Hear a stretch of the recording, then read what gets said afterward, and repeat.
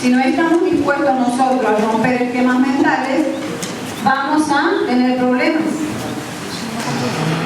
Que tengo que tener disposición. Como una persona que Dios me ha llamado a revolucionar, debo buscar de disponerme a hacer algo en beneficio.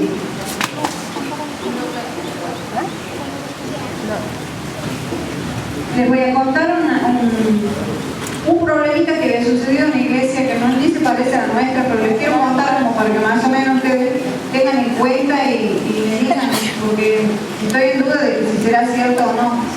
Dice que había un problema común en una iglesia, se lo consideraba común. Ustedes me van a decir si es común o no. De quien quería un cambio de mentalidad, pero que siempre se levantaban en contra de esa persona. Se levantaban, dice, los pastores y los sacudían, le prohibían constantemente. Por eso se sentían limitados, se sentían oprimidos, que no valían para ellos, para los pastores. Por su opinión porque su opinión no era aceptada. Decían que no confíen en ellos, que si los religiosos levantaban a pisotearlos, a silenciarlos, para que no le vayan a contar algo a los pastores, porque los pastores no se arriesgaban con ellos, ¿no? Con este que se sentía así, con el que estaba contando esto, y que no apoyaban lo que ellos decían. Los líderes mayores, decía esta persona, los líderes mayores para evitar ciertos miembros que se vayan, para que eviten que los otros se vayan, lo aplastaban o lo hacían callar. Eso es lo que decía que te estaba contando. Y le mataban las ganas de hacer las cosas. Es decir, que cómo se sentía. Y vemos a veces nosotros que podemos ver eso suceder en la iglesia, que como persona que estoy liderando, porque sigo lo mismo, no me dejan hacer algo, me están matando un sueño. Yo le comparto esta opinión, este testimonio, si se podría decir, de una iglesia cualquiera. Digo, ¿será que sucede eso en nuestra iglesia? ¿Sucederá? Salmo 31, 24. Dice, todos ustedes los que confían en Dios, anímense y sean valientes. Fuerza y valentía significa enfrentarse a esquemas y métodos muy arraigados en las personas que tienen obstáculos en el trabajo ministerial. Fuerza y valentía. Eso es lo que tenemos que tener para enfrentarnos a los esquemas. Si por ejemplo, como les vuelvo a decir, como para tener en cuenta esto que le acabo de contar, no me dejan tocar un instrumento en la iglesia, no me dejan que decore la iglesia en un momento, un evento especial, como lo hace por ejemplo la persona que está a cargo de eso, o no me dejan que cocinen aquí en el campamento, o no me dejan que dirija el culto los domingos o los sábados en reuniones jóvenes. Para eso nosotros vamos a tener que tener mucha valentía y mucha fuerza. Más que fuerza física, vamos a tener que tener, más que la fuerza de Sansón, vamos a tener que tener fortaleza de parte de Dios. Y no enojarme e irme al camino oscuro. ¿Por qué les digo que esto que les cuento era de otra iglesia? Para que sepamos que esto sucede. ¿Me entienden? ¿Y qué es lo que vamos a hacer nosotros? No me voy a desviar al camino oscuro. ¿Cuál va a ser el camino oscuro? El de hacerme enojado o el de enojarme en serio y decir que no lo voy a tomar a la corrección porque no ha sido buena. Porque la corrección ha sido por causa de que se ha metido cuento o porque se ha traído, el dicho ha sido falso. Los pastores, como decían, esta personita que contaba, a los pastores, los líderes mayores me quieren tirar tirar abajo, decía del testimonio que les cuento. Él les miente, entonces los pastores no consideran el potencial que tengo, decía Por eso me llamó la atención el testimonio que les quería compartir. Pero el Señor cuando nos enseña dice que tenemos que tener fortaleza y sacarlo de adentro, decía en el principio del campamento. Es porque estas cosas suceden.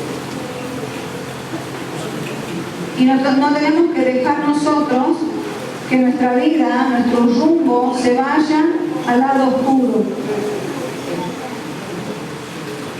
Y nosotros tenemos que saber que con el Espíritu de Dios vamos a dominar todas esas cosas. Estamos acostumbrados, mecanizados a seguir reglas o métodos o esquemas que ha sido costumbre. Y nosotros hoy por hoy en nuestra iglesia podemos ver como algo ilógico o absurdo. Muchas veces o la gente de afuera que viene, los nuevitos, lo que hace el pastor como algo ilógico o absurdo.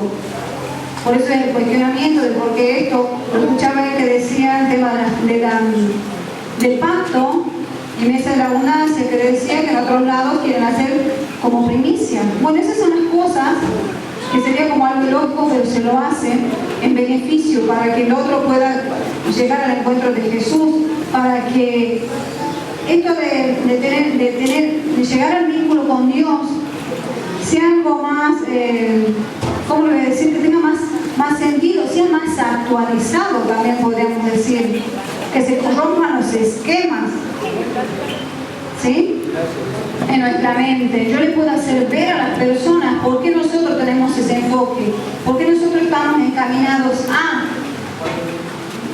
Nosotros dentro del servicio tenemos que tener una piel dura y un corazón blando. ¿Por qué?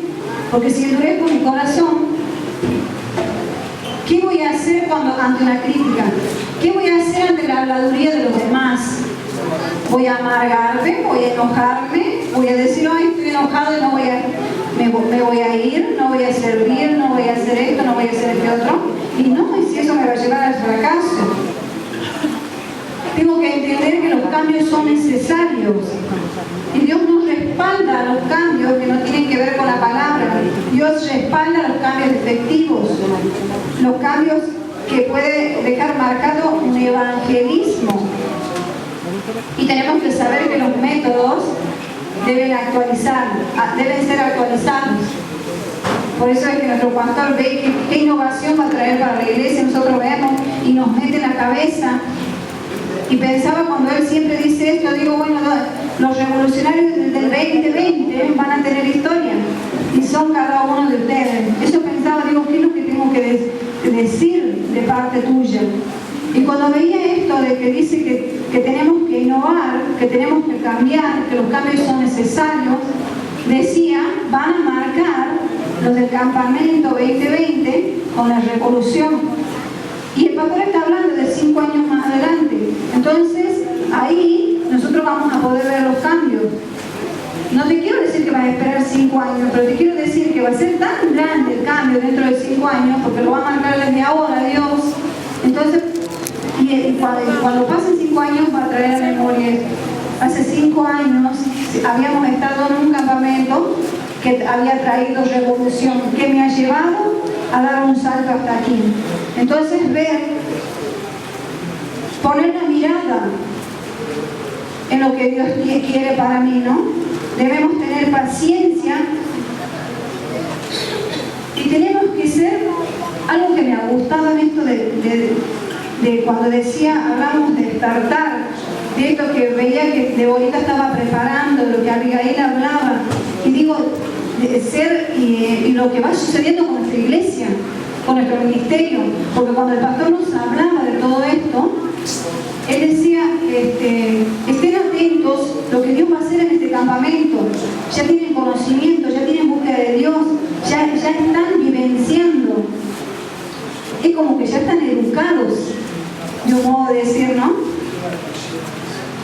Son frágiles a la presencia del Señor.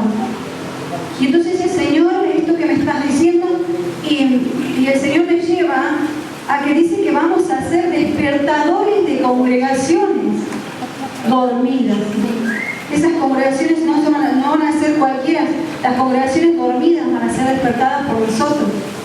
Yo digo, qué tremendo, decía yo, y le volví a preguntar al Señor, ¿qué es esto? Y el Señor dice, a la mañana cuando te levantás, el despertador suena, ¿y qué haces?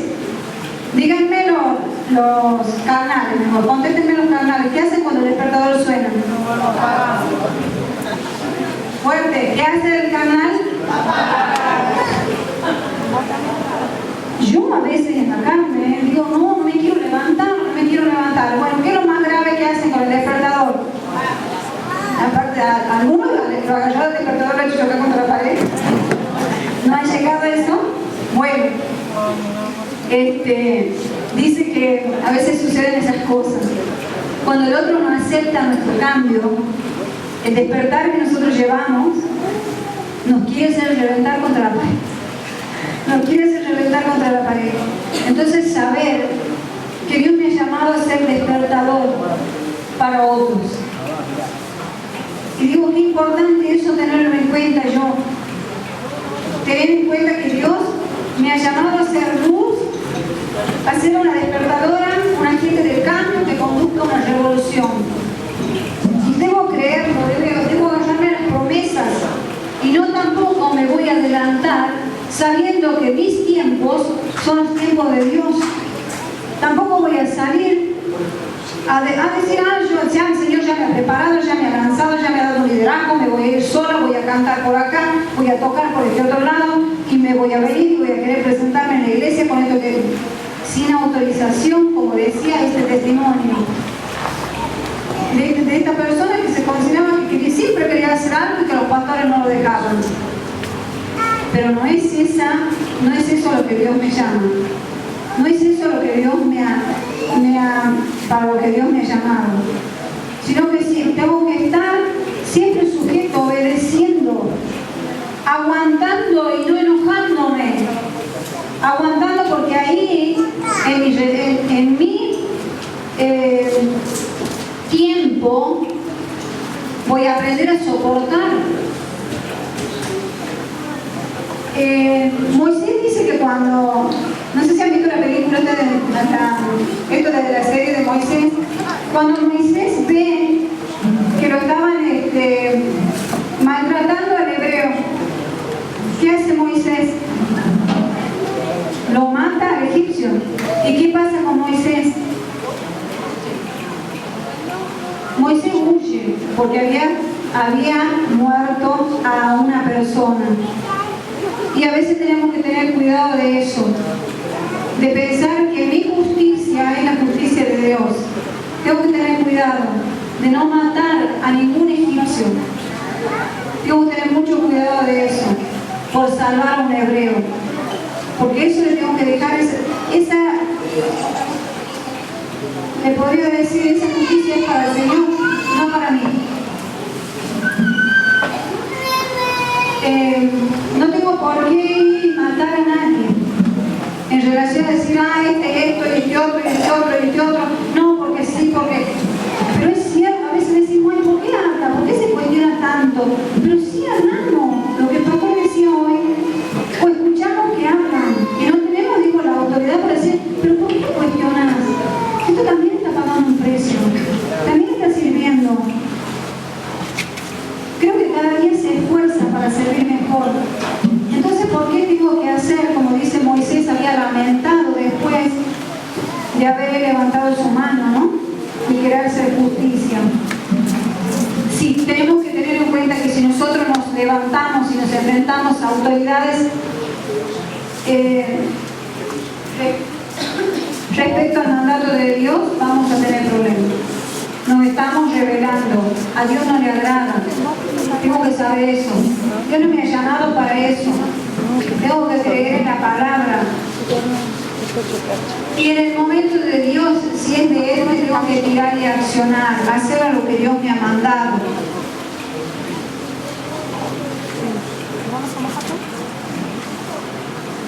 Tengo que aprender a ser amable. Cuando estoy en el trabajo, escuchaba que dice, el jefe dice, pero vos no me vas a ganar a mí. No sé si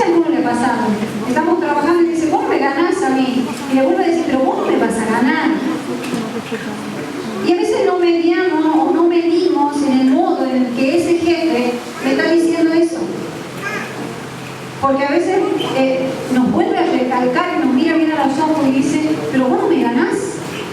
Y te vuelve a decir, no me ganás. Pero en relación a qué? A que esa persona quiere sacar algo. Es decir, quiero ayudarte, pero no me dejas. O que te acerques con sinceridad. No el hecho de decir, no me ganás, porque yo sé más que vos. ¿Entienden cuál es el otro sentido de decir, no me ganás? Pero no para maltratarte, no para decirte yo sé más, como les vuelvo a decir, sino para decir así algo para que me hagas creer que lo que vos estás diciendo es cierto, o para que me hagas creer que realmente te interesa lo que decís, o lo que haces, o que sos responsable de lo que te he encomendado. Y bueno, sería, en el caso del servicio a Dios, ganar a nuestros pastores, a nuestros líderes, pero con nuestro servicio. Si te manda a hacer algo, que lo hagamos con gusto, que lo hagamos con responsabilidad, con respeto, con el ejemplo. Suena difícil, pero a la vez suena cristiano. Y Dios nos dice que caminemos y caminemos con las posibilidades que tenemos hoy. Porque Dios camina con nosotros. No esperemos tener en abundancia, en lo poco que tengamos, que crezcamos. Con las posibilidades y los recursos que Él nos da ahora. Que lo que hagas te haga aumentar tu fe y tu confianza en Dios. Siempre recordando que todas las maravillas que están en los cielos van a venir a vos. ¿Y cómo más vamos a romper los esquemas mentales? ¿Cómo vamos a romper esos esquemas mentales? Les puedo decir 3 puntos. Que a veces nos sentimos cómodos y seguros haciendo lo que hacemos. Y no tiene que ser así. No puedo tener comodismo. Siempre saber que la seguridad me lo da Dios. Y sucede también que hay un segundo paso, podríamos decir, es donde se genera el miedo, la inseguridad. Creemos que no lo podemos hacer.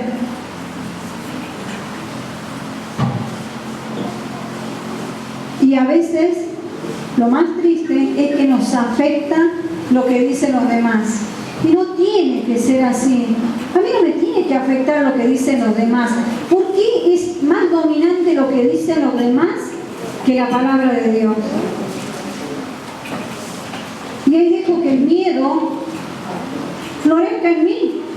Y no tiene que ser así. Tener en cuenta esos pasos que vienen a mi vida, a que el esquema mental siga siendo cáscara y no tenga un rompimiento. Y tengo que tener una mirada en que debe haber un aprendizaje en mí. Podríamos decir como un tercer paso. Tengo una zona de comodismo que lo tengo que romper. No puedo estar cómodo, me tengo que enojar con la comodidad. Ese miedo que viene a hacerme escuchar más lo que dicen los demás que lo que dice la palabra. Y el hecho de generar un aprendizaje en mí, porque yo he aceptado un desafío, porque yo he dominado los problemas con la ayuda de Dios, y saber que los problemas me hacen aprender algo nuevo. Si no ha habido un problema, voy a entender lo que se sufre, voy a entender lo que se pasa, si no he pasado ese proceso.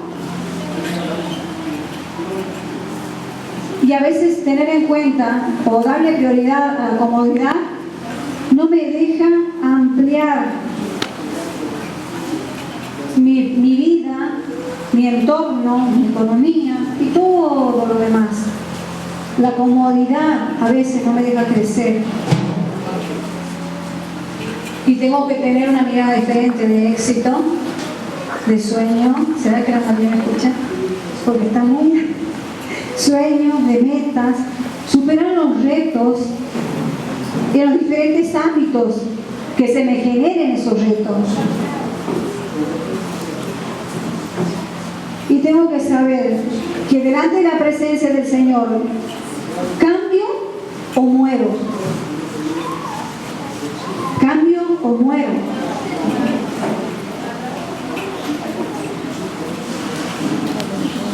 Para que las personas aprendan a cruzar fronteras, debemos actuar en la zona del riesgo muchas veces para valorar y perder el miedo. Debemos correr riesgo. O díganme si no tomamos decisiones y corremos riesgo. ¿Quién ha tomado decisiones y no ha corrido riesgo?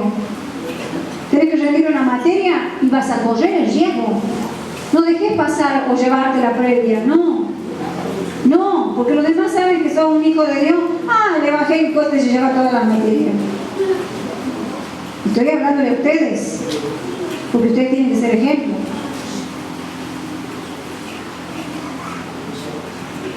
Entonces tenemos que aprender a vivir en Cristo. Como un cristiano, dice que suena lindo, pero con el ejemplo, tomando responsabilidad.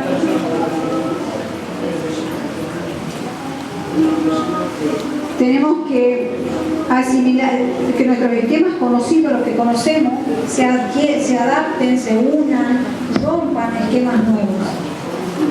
Y si el esquema que conozco más lo nuevo, voy a generar otros mejores. Los hábitos que tenemos muchas veces son como resortes. Si uno quiere cambiarlos, tenemos que estirarlos fuertemente y por un tiempo prolongado. Los hábitos, más si nosotros nos resistimos. Ustedes ven que los resortes cuando estiramos, hasta que se lleguen a estirar todo el total. Entonces tenemos que esos hábitos cambiarlos. Si nosotros no los cambiamos cuando se trata de un resorte, ¿qué va a pasar si lo suelto el resorte? Dice Florencia, vuelve a lo mismo. Entonces, ¿qué va a pasar con mis hábitos? Y si me levantaba a las 12 del mediodía, todos los días te vas a levantar al mediodía, si no a la mañana temprano decir, bueno, yo me voy a levantar. Me han llamado una vez que tengo mis obligaciones que cumplir y no esperé que te llamen 2 veces. No esperé que te llamen 3 veces. Empecé a ser responsable. Empecé a asumir responsabilidades. No hagas que vos seas el protagonista del malestar en tu hogar. Porque ese resorte vuelve a lo mismo. No hagas que los problemas, los conflictos sean consecuencia tuya. Tenés que aprender a romper candados que hay en la mente. Yo voy a ser así, voy a ser igual, voy a hacer los mismos berrinches, voy a empezar a patalear para acá, para allá. Rompe esos candados. Aprende a vivir algo nuevo cada día. A creer más aún en Dios, a tener actitudes diferentes. Aún pelear con vos mismo para que en tu mente no haya candados. Pelea con tu ser mismo y exigir a tu ser que todos los días se vuelva el Señor, seas un niño, seas un adolescente, seas un adulto, a buscar al Señor. Muchas veces, pocos quizás conocen la historia de nuestra iglesia, pero siempre recuerdo, y por eso insto muchas veces a que cuando hay un servicio en la iglesia, acompañen. Porque les quiero contar que cuando desde la iglesia chiquita, estoy por ahí quizás muchos no tienen en cuenta, pero digo cuán valioso es para los nuevos, para los novitos que están conociendo. ¿Saben que cuando teníamos la iglesia viejita, era el culto de oración? No me olvido nunca, se lo juro. Lo veía el pastor y la pastora con su almohadón, se arrodillaban a orar. No me olvido. Y yo era un poquito. Pero digo, hoy tenemos reunión de oración en la iglesia. ¿Cuántos vamos? Pregunto. Y saben que las veces que voy a la reunión de oración y las veces dicho orar por esto, por esto, por esto. Y saben que cada vez que oraba, digo, si estoy enojada, cuando voy delante del Señor y tengo que clamar, el Señor ha sacado todo esa bronca, todo lo demás. Porque me ha tocado orar por eso. Entonces, pero les digo, para los que no conocen, porque creen que parece que todo ha sido fácil, porque hoy el pastor y la pastora quizás no van porque hay muchas obligaciones, muchas cosas en la iglesia por hacer. Y porque también ya está con el tema del crecimiento, está designando, tenemos que cumplir funciones, pero les digo eso, cuando yo me refiero todo el tiempo a la oración, la Biblia, el poner por obra, me refiero a esto, no duermas hasta las 12. Si sabes que hay un culto de oración y sos nuevito, anda a orar. Si recién estás congregando, anda a los ayunos y vas a aprender. Vas a aprender. El otro día Norma en la reunión de oración, ella le hice traer una enseñanza del pastor. Años. Y él decía, ponete la armadura del Señor, el escudo, el yelmo. Digo, qué tremendo, ¿no? Ponete el cinto, y en el cinto cargar a todos los que los querés llevar a la presencia del Señor. No saben cómo los activa cuando ustedes oran de esa forma. No te olvides de vestirte para ir delante de la presencia del Señor. Y yo digo, ¿cuántos necesitan hacer eso? ¿Cuántos necesitan de los nuevos que muchas veces van y hacen los grandes pleitos en la iglesia? Porque no se humillan a orar por ese que ha venido airado, con miles de problemas y se agarran a la iglesia. Y parece que pienso que ese es mi rival. No es mi rival. Veía ahí la predica de Deborita que ella ponía, el que está a la par no es mi enemigo. Nos ponemos a pelear entre nosotros. Nosotros no estamos en la iglesia para pelearnos entre nosotros. A mí se lo juro que me siento a veces cuando digo, uy, este está peleando con este y con este. Le voy a ser sincera, Norma decía, no vi la hora de sacarlo a fulano de tal de la iglesia cuando nosotros vivimos orando por esa persona. ¿Qué opinan de esto? No es la hora que el pastor o la pastora se enojen cuando nosotros estamos orando y que el Señor nos traiga.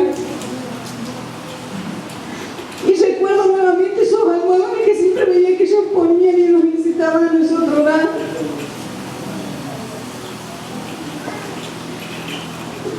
Y digo, este es el llamado, este es el despertar. Este es el despertar al que el Señor nos llama cuando dice en oración, leer la Biblia y congregar. No simplemente hacer, yo como les digo de mi parte, no necesito que me muestren, que digan que estoy a la par del pastor. Muchas veces cuanto más desapercibida paso, mejor. Pero ese digo, no sé si está mal también para ellos, pero yo cuanto menos. El Señor sabe, ¿me entienden? ¿De qué manera les sirvo? A mí me interesa que conozcan al Señor, que les sirva y que haya cambios, como el pastor predica. No porque yo no venga, dice la iglesia va a estar vacía. No tiene que ser así. Yo busco al Señor porque el Señor es el que me bendice. No el que está a la par. No tengo que estar pensando que lo voy a derribar porque este es el oreja del pastor. El pastor tiene la obligación en la iglesia de saber la problemática que hay y también de saber las bendiciones que llegan a la iglesia. Si ustedes no piensan de esa forma, están equivocados. Ellos tienen que saber cómo funciona. ¿Y cómo funciona a veces? A las patadas. A que mientras él está predicando en el frente, en el fondo se agarran los problemas. Porque si no son los jóvenes, son del pandero y de todo lo demás. O si no, de la alabanza, como decía este texto.